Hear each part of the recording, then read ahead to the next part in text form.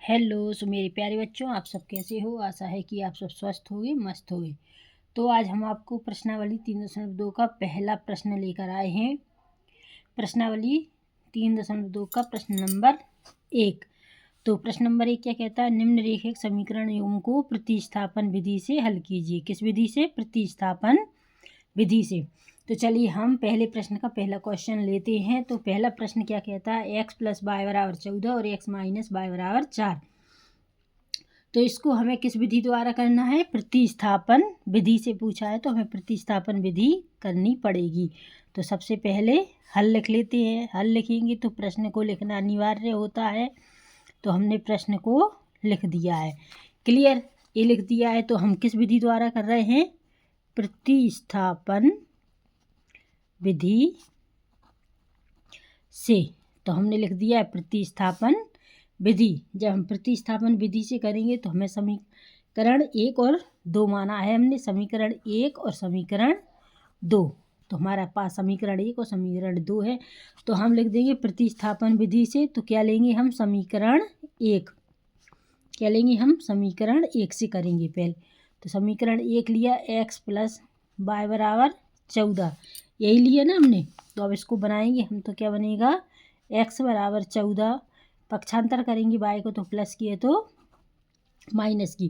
तो x = 14 - y। तो ये रहा हमारा तीसरा समीकरण। ठीक है। अब हम करेंगे समीकरण 2 से। क्या करेंगे? समीकरण 2 से। तो समीकरण 2 लिख लेते हैं हम। समीकरण 2 क्या है? x - y = 4। तो हमको इसको 4 समीकरण बनाना है। तो क्या बनेगा? x = 4 माइनस की y है, हम पक्षांतर करेंगे तो प्लस की y। तो x = 4 + y। तो ये रहा हमारा चौथा समीकरण बनकर तैयार। अब हम क्या करेंगे? समीकरण 3 का मान समीकरण 4 में रख देंगे। तो क्या कर सकते हैं हम? समीकरण 3 का मान समीकरण 4 में रखने पर, तो चलिए हम 4 में रखते हैं। तो 4 हमें समीकरण लिखना पड़ेगा। तो 4 हम लिख लेते हैं। x = 4 + y। हमारा 4 समीकरण यही है। तीसरे का मान रखना है। तो x बराबर क्या है? 14 - y। तो हमें 14 की जगह x की जगह क्या रखना है? 14 - y बराबर 4 + y हमारे पास है। तो हम क्या करेंगे? y एक साइड रख लेंगे। तो माइनस की y है, बराबर की y कैसी है? प्लस की है। तो कैसे करेंगे हम? माइनस की y बराबर 4, पक्षांतर करेंगे हम 14। तो माइनस के 14 हो जाएंगे, क्योंकि प्लस के 14 हैं। तो कैसे हो जाएंगे? माइनस के 14। तो देखिए माइनस माइनस क्या होता है? प्लस। तो माइनस माइनस जोड़ेंगे हम। तो एक y और एक y कितनी होगी? 2y बराबर 4 - 14, यानी 4 में से 14 गए, कितनी बची? -10, क्योंकि छोटी संख्या में से बड़ी संख्या को हम घटा रहे हैं। तो माइनस से माइनस कट जाएगा। तो क्या बचा हमारे पास? 2y = 10। यही बचा ना, 2y = 10। तो हम क्या लिख सकते हैं? y = 10/2 है ना। तो 2 × 5 = 10। तो y बराबर क्या है हमारे पास? 5।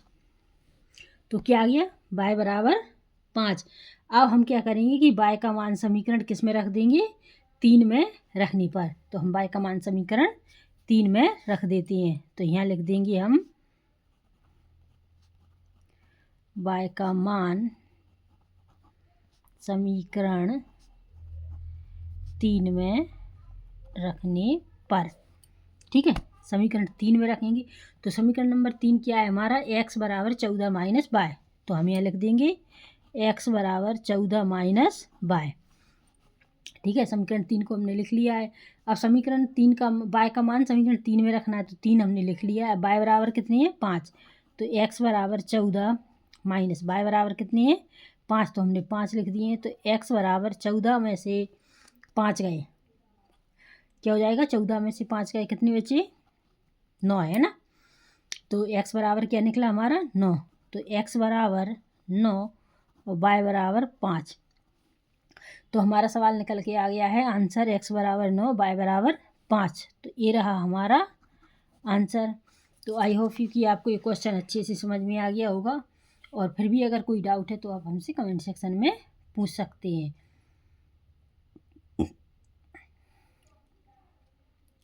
तो चलिए हम नेक्स्ट वीडियो में आपसे फिर मिलेंगे, तब तक के लिए नमस्कार, जय हिंद।